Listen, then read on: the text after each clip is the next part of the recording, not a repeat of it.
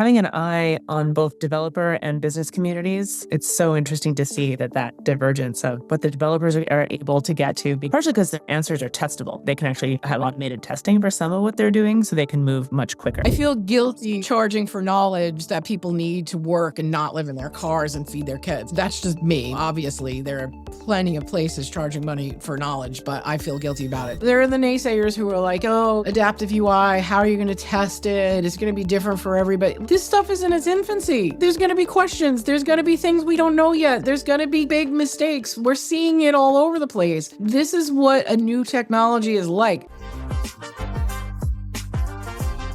Welcome to another episode of AI Product Leader. Every week, we shine a light on what it takes to join the AI world. Real conversations with AI builders, from founders to product leaders, AI experts, technologists, and everything in between to understand where the world of AI is right now and what that path looks like, whether you're building products in AI or a career. I'm your host, Polly Allen. I'm the founder of AI Career Boost, where I spend my time helping product leaders navigate the world of AI, land in roles where they're thriving, leading transitions in AI and AI product building.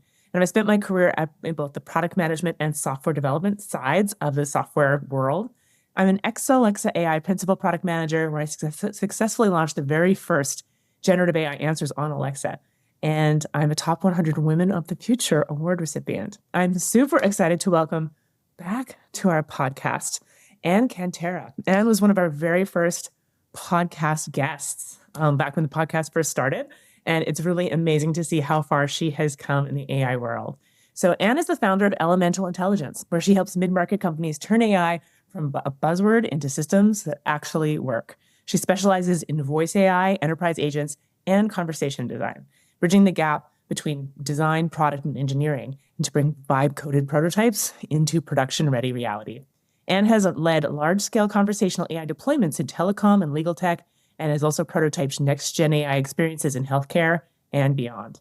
And she's also the creator of voiceofai.io, a free education platform helping designers transition into AI, and the host of Designathon, where the AI and design collide in real time. It will be talking more about her next initiative, Snark Attack, where she'll be launching a t-shirt company. So a woman of many talents who's been working all over the place to bring initiatives and making things real, whether it's AI readiness, implementation, or training teams to actually adopt the tools, and is known for making complex AI initiatives practical, scalable, and deeply human.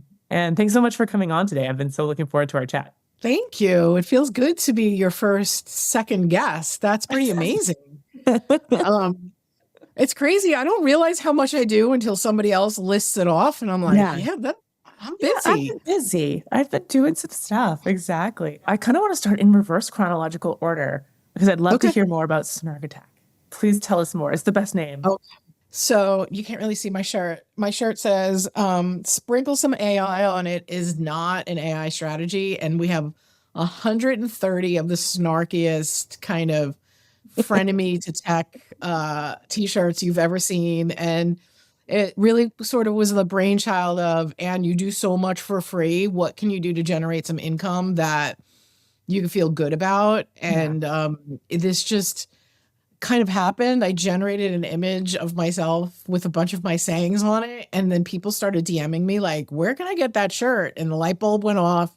I partnered up with my friend, Mir Hicks, and we should be launching in the next week or two. Oh, fantastic. So, it's just sort of a means to an end to keep growing Voice of AI. Voice of AI is AI job skills for people who already have some tools in their toolbox in the realm of design. So it's conversation design, it's voice, chat, multimodal, vision, agents, context engineering, all the stuff that people kind of are seeing in the last year or so as kind of skills you need to have, but don't really know where to get. And I just wanted an alternative to the thousands of dollar classes that teach one thing, because seeing the design community in distress, people who were at the top of the game 5 years ago, living in their cars or, working at Home Depot, like just killed me And then I do a lot of mentorship where I'm meeting with kids fresh out of college who did everything society told them to do. They have student debt. They're just about to graduate and there's no jobs for them. And this was kind of my love letter to them too. Like, it's awful what's happening to you, but at least this is something you can kind of deep dive into to start accumulating more tools to fit in your toolbox that will hopefully get you work. Yeah. And it really, it's for the pivoters and the new grads who, you know, the landscape is changing so wildly, and I just felt I had to do something, and that was what I came up with. Is it for designers specifically? Well, it is and it isn't. There's conversation design stuff. There's stuff in there that you can put on top of your already design filled toolbox, but there's Agentics in there. So, if you're a PM or an early career developer, there's stuff in there for you. And now what's happening is I'm getting all kinds of new modules written by people in their fields. So there's a lot of Agentics stuff coming. Like the guys from the Agentics Foundation are really stepping up. There are some ethics modules coming. There are marketing, GEO. Like I'm just trying to build it into something where it's for everybody, built by experts. What's the URL again, just in case people want to find it? It's voiceofai.io. Voiceofai.io. Free. Absolutely free for life. Yeah. And we don't even take your email address. We don't even want it. Like, it's not about that. It's about, in my mind, we're in the middle of the biggest, like, I don't want to know if it's job shift. And maybe if we lived in a different country with a different administration, there might be kind of government support of that, you know, but there isn't. And I just felt moved to try and do something. So yeah, we're adding modules, we're accepting contributors, I'm thinking of it as a cooperative. That's what it says on the site. It's a learning cooperative. So anybody who wants to write a module, there's a process and it's all right on the site. So yeah, I just, that's a great resource. What's happening to the job market is so hard to witness, especially when I'm not suffering, right? Like for people like me who've been in the AI space for 4 years now, the opportunities are real. And for people who just kind of have been watching, and we're watching the titles change and the amount of people who apply to a design job is, insane. There's no way they can even get to looking at all the resumes that they're getting. So just in general, I felt like somebody needed to do something. Why not me? So I did. Amazing. Yeah. Let's talk about how you gained this experience to share. So when you and I first met, you had seen the future, as you so often do. And because of Rupa. Yep. Rupa gave me that in design moment. Yep. Yeah, exactly. So, but let's talk about when you first had your inkling 4 years ago, tell me a little bit about that story. You had an inkling I think this AI thing is going to be a thing. It's, one of my superpowers is that early pattern detection. And when I saw Rupa posted, I don't know if it was about AI or conversation chat, whatever it was, I just knew. It was like, oh yeah, it was sort of the icing on the pattern cake, right? Like I saw that post and it was just like everything I'd kind of seen leading up to it was like, put all your eggs in this basket because this is where everything is heading. Wow. And I just knew. And when I'm old enough and I've been around enough to know when I have that moment of just being sure, I just do it.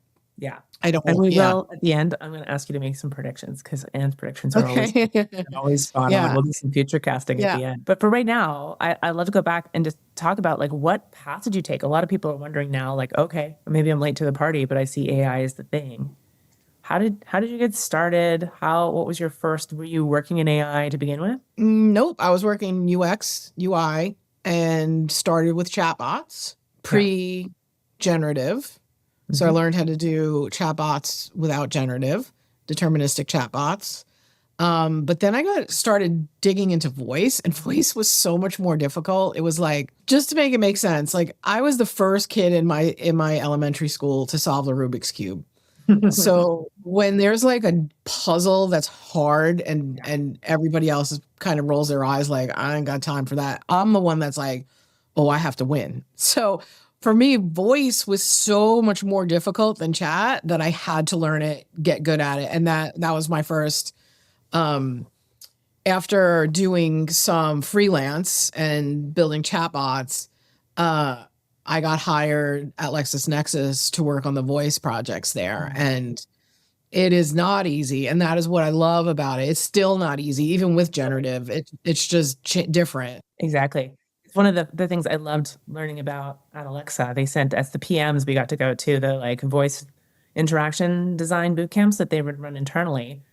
And I was shocked when, ChatGPT came up in the world, how so many organizations were like, oh, well, we worked out the text interface, so just add voice. And you're like, oh, sweetheart, it's not going to work that way. Yeah, it does not work that way. Just don't be But doing it will. I think it will. I mean, I think we're going to get there with, interfaces that adapt to what you're doing, where you're doing it, what you need in the moment, that whole sentient design thing. I think it's all coming. It's just a matter of time. Totally. Awesome. And so then you were working through at LexisNexis, you were working through voice stuff there. I'd love to hear more about what were you seeing there? What were the patterns in these large organizations who are trying to adopt AI and voice? In general, not LexisNexis, but I think in general, what's happening is a lot of those old IVRs are being converted to NLU, NLP, generative AI systems, and I think the undertaking is so much bigger than the people in the planning sessions realize. And it takes so many different skills and so many different types of people. And it's just more than anticipated a lot of the times. But in the end, if everything works the way it's supposed to, it'll save companies millions. Right. So, the initiatives are happening all over the place. But now that I'm consulting on projects like that, I plead with people, like, if you're about to start a project like this, call someone like me in first, spend a little bit of money to save a ton of time and money later, which is something I rail about, I feel like, a lot on LinkedIn. It's like, it can't just be about the next quarter anymore. You have to have a long-term plan, like spend it now, save it later. Yeah. Leadership doesn't really love that. I'm not sure how to make it any clearer. Like, there is a huge opportunity to save a lot of money if you do it right, but there is a huge opportunity to lose a ton of money if you do it wrong. Yeah. So do it right. Bring in your experts prior to starting your project, prior to choosing a vendor, and listen to them. Right? They're going to see things you don't like. They're going to talk about things that don't feed into the narrative that you wish was true, but listen to them, because in the end, you'll be a hero. It's going to take longer. It's not going to be next quarter, but eventually, the numbers will tell the story, and there's tons of money to be saved. Yeah. Right. So you're involved in some pretty big success stories. What do you see are some of the pitfalls, the things people get wrong? That they don't use the generative surgically, right? They just think try to it's apply it, the whole thing. Yeah. They do QA testing and not UX testing. And, I have a series of talks coming up, and the basic heading of them is your AI product sucks because you don't have a UX practice. Can you give us an example of like what that means? Some people might not be able to picture like UX gone wrong. Like, hey, got the answer right. Well, yeah. The next talk that I'm doing is called the best voice agent I ever used was a UX failure. And it's because voice agents are part of a system. There's SMS, email, like it's multimodal. Like, you may have to hand off to a human. If you're human, your SMS, your email, your voice. If your systems aren't tested deeply, things are going to go sideways quick, right? If your email contradicts your text message, if your text message isn't aligned with your voice agent, if your voice agent isn't aligned with your human agent, and this is either service design, UX research, UX design, this all comes from that. Yeah. So, I mean, they make jokes about it because we've all lived it, right? How many movies clips do I have saved on a Google Drive where people are trying to do something with voice and it turns into a joke? Yeah. The SNL skit, right? Yeah. Do you remember the one with Alexa? Yeah. Yeah. Oh, yes. Yeah. Going off the It's one of rail. my favorite ones. There was a movie with Jessica Biel recently where she's just like cursing at her car, like she's trying to have a conversation with the AI in her car, and she ends up cursing it out and giving it up. Like, the jokes are based in reality, and that reality doesn't need to exist. Yeah. But it exists because of leadership not doing good prep prior to the projects. Gotcha. So they're just like, I'm looking for the easy button.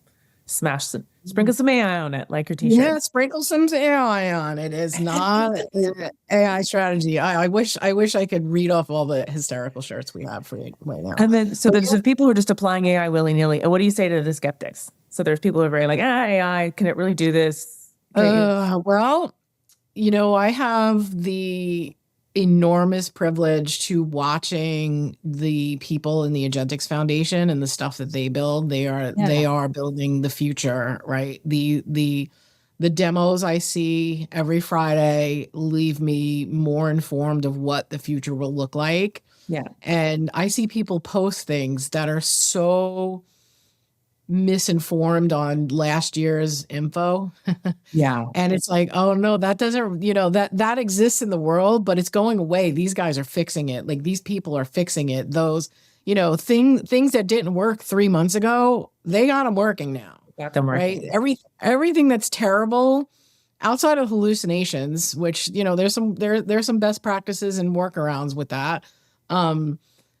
Being around people who are building at the next level has really changed my perspective on what's possible. Yeah. I think having an eye on like both developer and business communities, it's so interesting to see that divergence of what the developers are doing with this, what the developers are able to get to, partially because their answers are testable, right? They can actually have automated testing for some of what they're doing, so they can move much quicker. But then in the same day, I might also talk to someone who's like, I work at a company.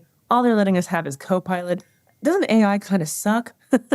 One of my shirts is a Copilot license is not an AI strategy.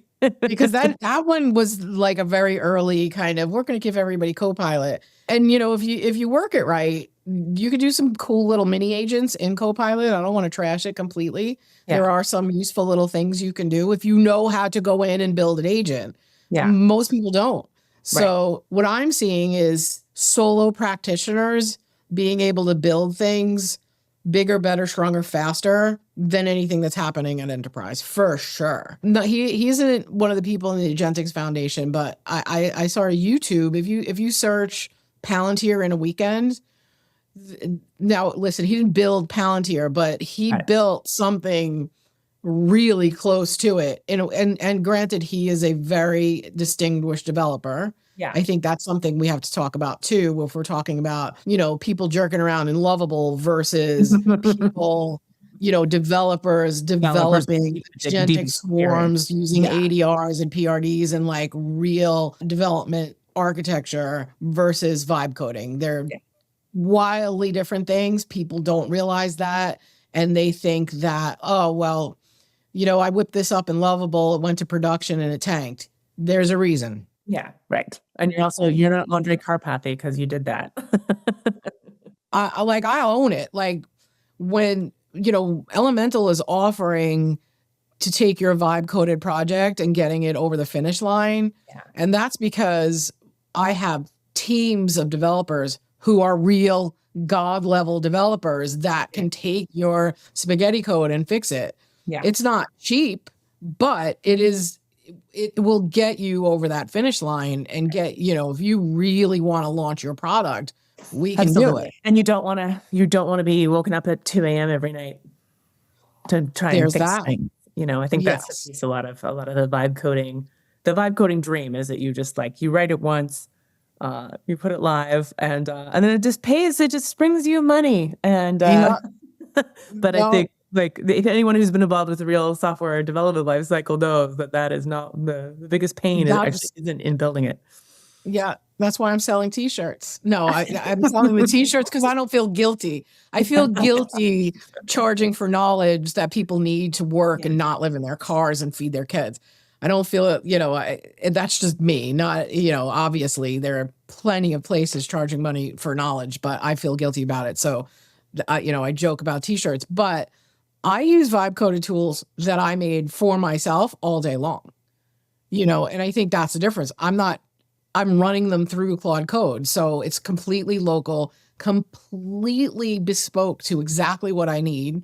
And then when I need to change it, I change it because it's all living right here, right? That is not the same as going to production and, selling an app. It's just, I think Claude Code and the coding tools have given people kind of some false hope in that plate. And but that's why I love the fact that we're kind of offering that over the finish line services. It's because if you want to run this business so badly and the one thing holding you back is the code, we have a service for that. There are a lot of people out there doing it, not just me. No, but I think that depth of knowledge in, hey, when do you need to bring in the big guns is the piece, and then also, hey, can I also get a free, is this actually just sucky usability? Why aren't people using it enough to need the big guns? Yeah. Well, one of the big guns is my friend Dragon, and he built. If you Google Dragon, DRAGANQE fleet, he built a swarm that tests. It tests your code, it tests your UI, your UX, your security, and it brings you back a report. And then you just give that report back to Claude Code and say, hey, fix everything. To me, I still, after that, want a human, I know I shouldn't say God level developer, but that's kind of how I've categorized them because they're the developer where I'm like, I trust you more than AI, right? Because you're at that level, 30-year experience guys, right? That can glance at it and see what's right and what's wrong. I still want them. I want them as part of my process. So I'm just very grateful to have so many of them at my fingertips through the foundation. Can you mention a little more about the foundation? You talked about this. Who are they? How did you get involved? How can other people get involved if they're interested? The Agentics Foundation, you said, right? Yeah. It's Agentics Foundation, started by Reuven Cohen, who I still, for 3 years, I've been saying he's the most important follow on LinkedIn. Reuven with a V. It's agentics.org. You can sign up for free. Every Friday they call it the AI hackerspace, but really it's like AI show and tell. It's Cool. like who built what? Yeah. And that's where and everybody I bring in is like, I can't believe what I just saw, Anne. And I'm like, I know. I brought Harsha came, some other people, came and were just like, wow, that this is sci-fi. And some of them do get some hate from people who don't get it, who are like, it's not real, you're sci-fi.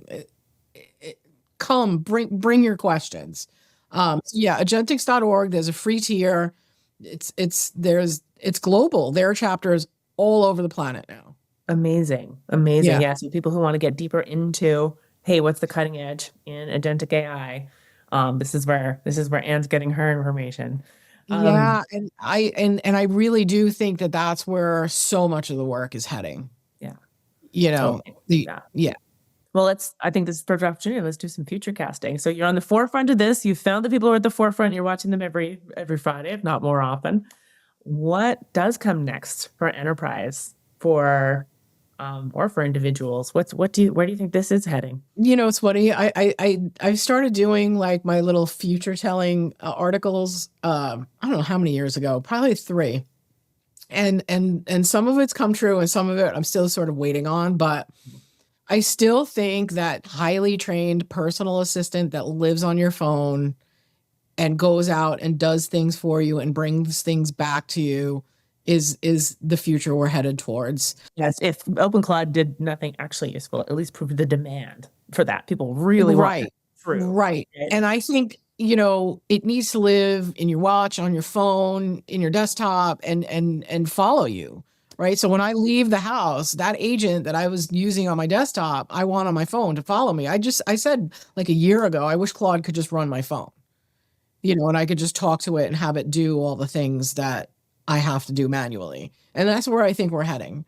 There'll be a lot of jobs around that. Um, I've been working on some adaptive UI work with my friend Mario. And we're going to start kind of podcasting about it and teaching it to people. We might even do like a really inexpensive Coursera. We'll figure it out.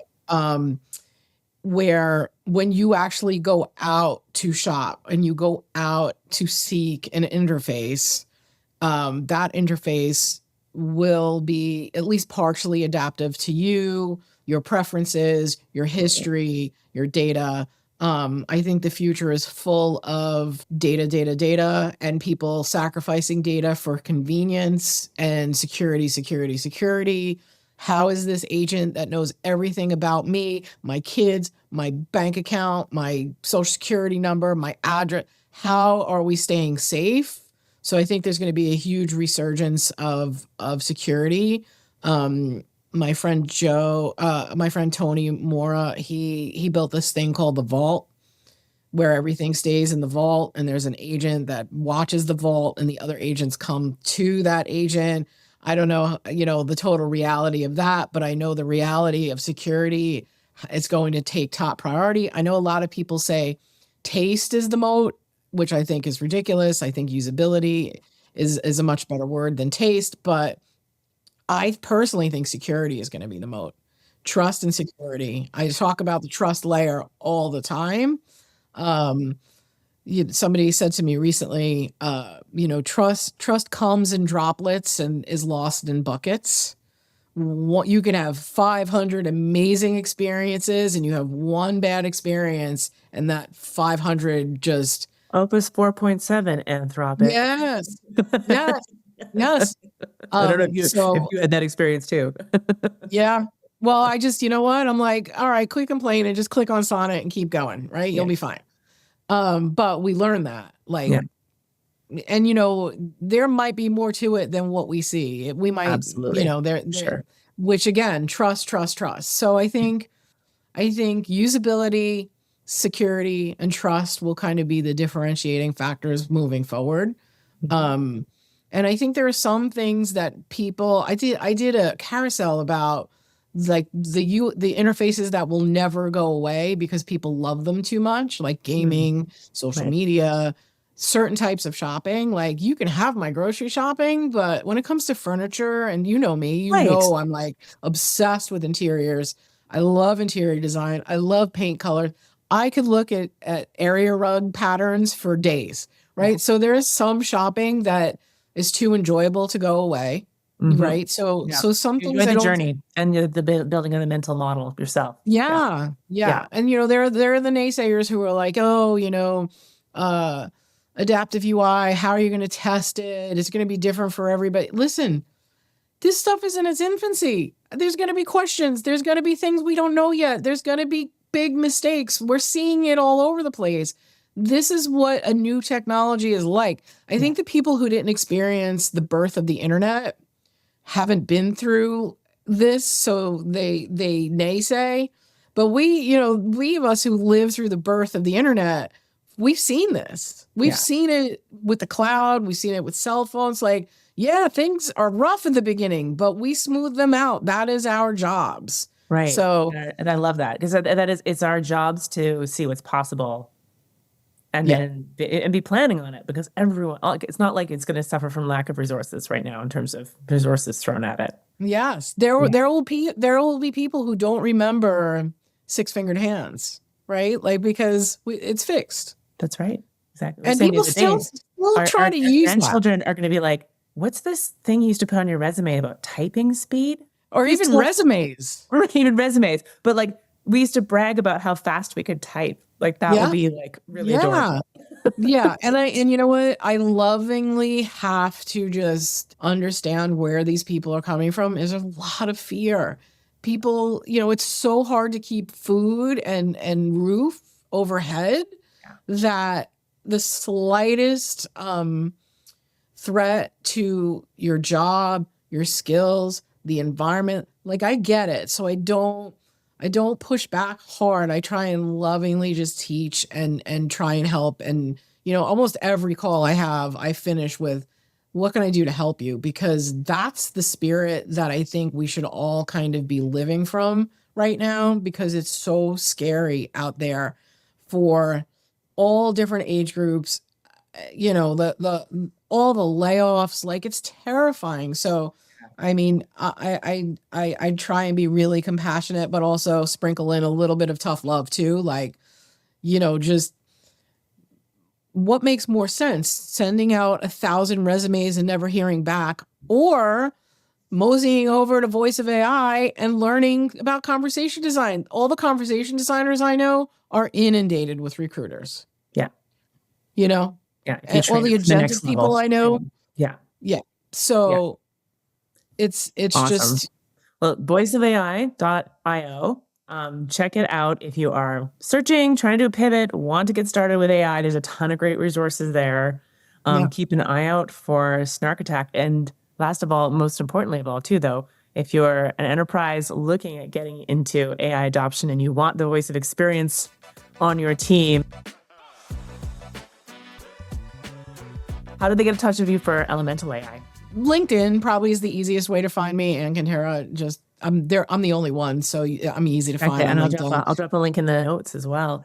Any other final plugs, final advice for our listeners? No, I mean, just be kind to each other. It's hard out there. I get the pixel pushing bros jump all over me all the time, give me hate, and I have to love them back because they're scared. Love it. This was great advice. Thanks so much again, Anne, for coming on. That's our episode for this week. Awesome. As always, if you want more advice from real practitioners, people who are in the weeds with AI, please like and share our show, and we'll see you again in a couple weeks. That's AI Product Leader for this week. Thanks a lot, everyone. See you soon. Bye.